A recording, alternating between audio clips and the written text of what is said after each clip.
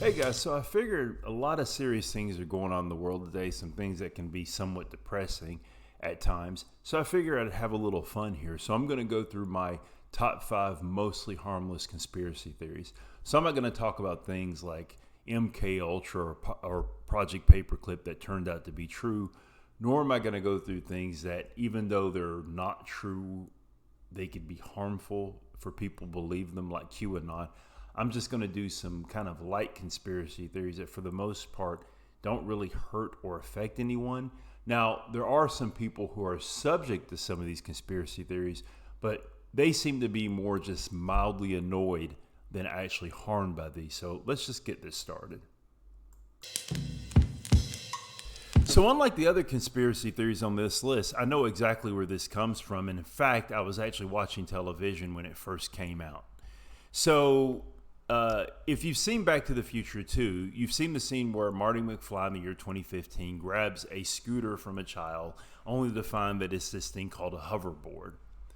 And it kind of repeats what Marty McFly experienced in 1955 with Biff, only now he's running away from, I believe, Griff, Biff's grandson.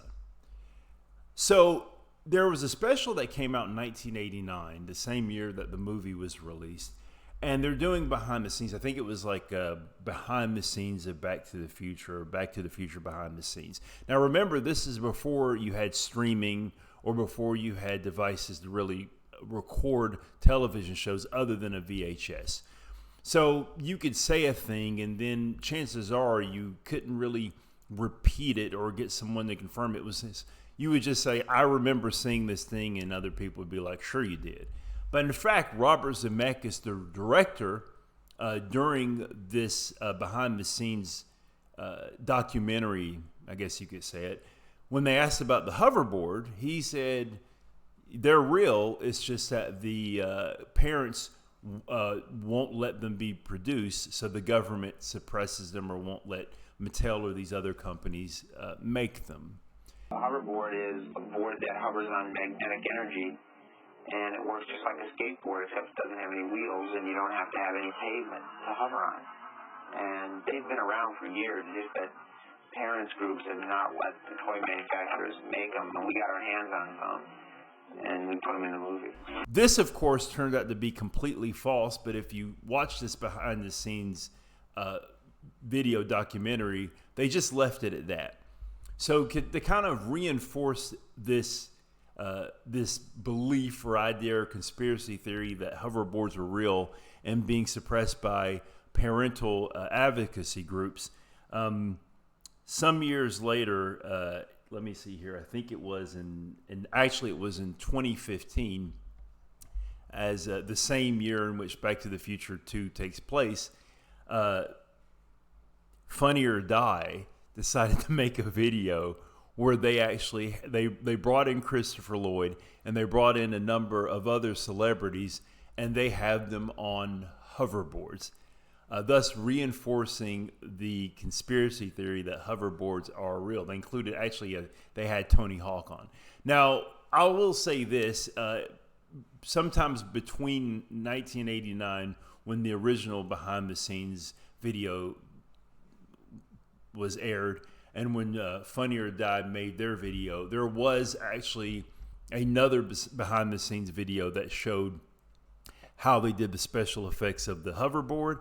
But if you didn't see that one and you only saw the one with Robert Zemeckis, or if you only saw the Funny or Die clip, then you may think that, in fact, hoverboards were real. Now, the funny thing is that there actually have been the creation. I think it may have been, it was a car company.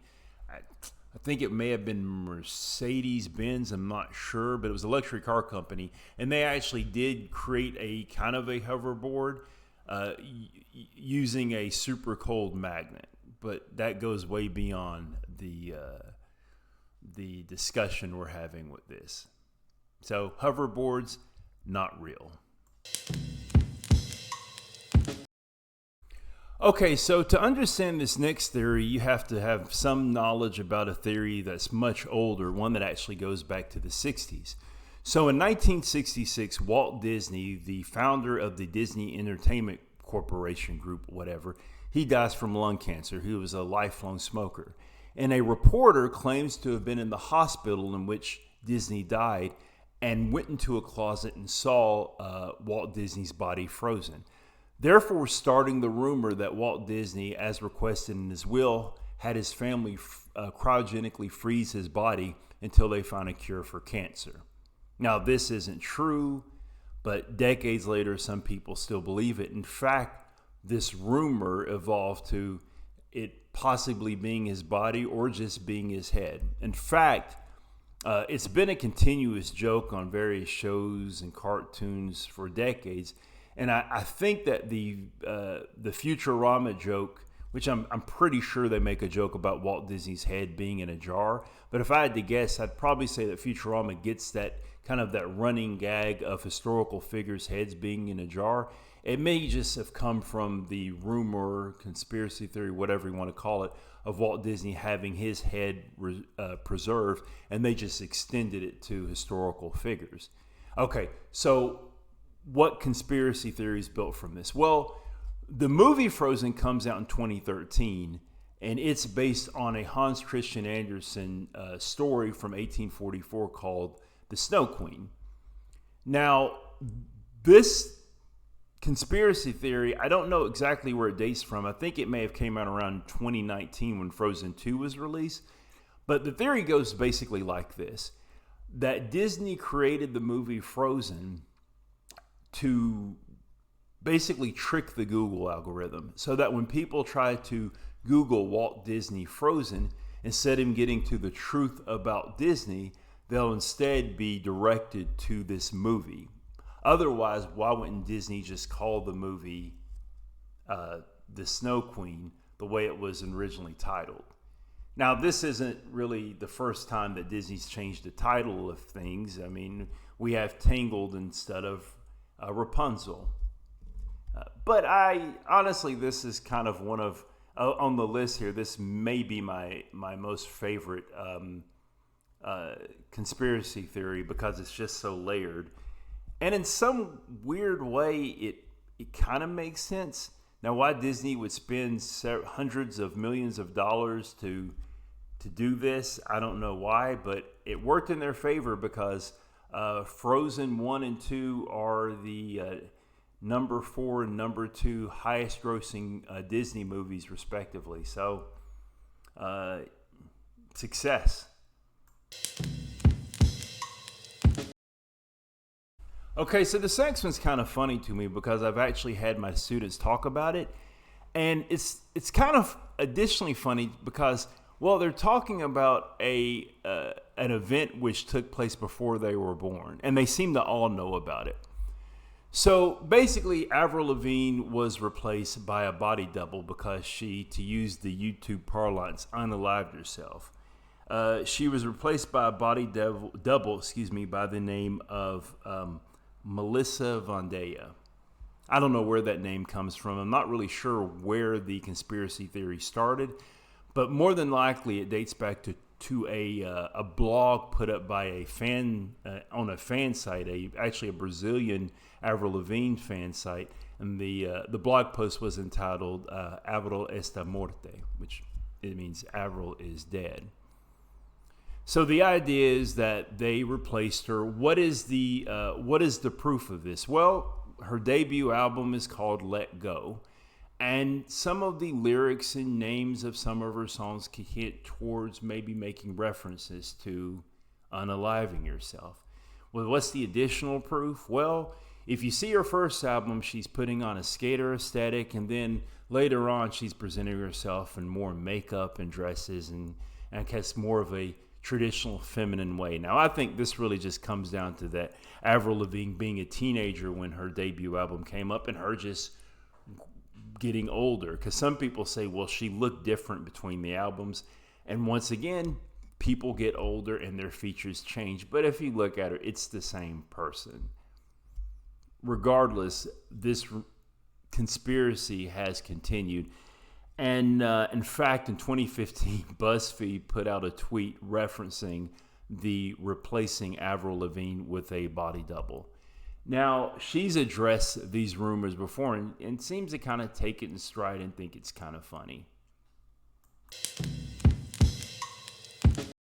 Okay, so I'm not exactly sure where this next one comes from, but it seems to come from a 2014 Dan Solomon article from the Texas Monthly. And it's that conspiracy theorist, entertainer, loudmouth Alex Jones is actually the believed to be dead comedian Bill Hicks. Now, the idea is that in 1993, when Bill Hicks was supposedly diagnosed with pancreatic cancer, the CIA approached him and gave him the offer of being an agent of disinformation to news. And then they faked his death in 1994 so he could then put on this new identity as Alex Jones. Kind of the problem with this is that Bill Hicks is about 13 years older than Alex Jones. At the time of his death, he was 33. Alex Jones was 20. So although Alex Jones does look pretty old for his age, I don't think that quite lines up. Now, there is kind of a passing resemblance between the two. And Bill Hicks, a lot of his comedy was critical of politics, and he did discuss things in politics, and I guess it was an interest even discussing conspiracy theories. But it just seems like a fun thing to me. I actually first heard of this theory from the comedian, podcaster Adam Todd Brown. I can't tell if he actually believes it or not, but either way, Adam Todd Brown does make the conspiracy sound really fun. Okay, so now we're beginning to get kind of weird here. Now, this next one, not sure where it actually comes from, but more than likely it's from a 2013 article from BuzzFeed entitled "Proof That Taylor Swift is an Actual Satanist." Now, if you go to that article today, it's still there, but all the pictures have been removed. But if you could see the pictures, they were actually still shots from a episode of the Sally Jessy Raphael show in which a performance artist and musician, Zena Shrek, is on the show. Now, the conspiracy is that Taylor Swift is a clone of Zena Shrek. Now, before Zena Shrek was Zena Shrek, she was Zena LaVey, as in Anton LaVey. She's the daughter of Anton LaVey, the founder of the Church of Satan. And in fact, Zena Shrek used to be a high priestess with the church. She now practices Buddhism and actually does seminars and classes on Tantric Tibetan Buddhism. Now, that's pretty much all they have in common there. If you see her, there is a passing resemblance between her and Taylor Swift, and they're both musicians. So is that enough proof to say that Taylor Swift is her clone? Well, what year did that episode air? 1989. What else happened in 1989? Taylor Swift was born. Sounds like all the proof you need to me.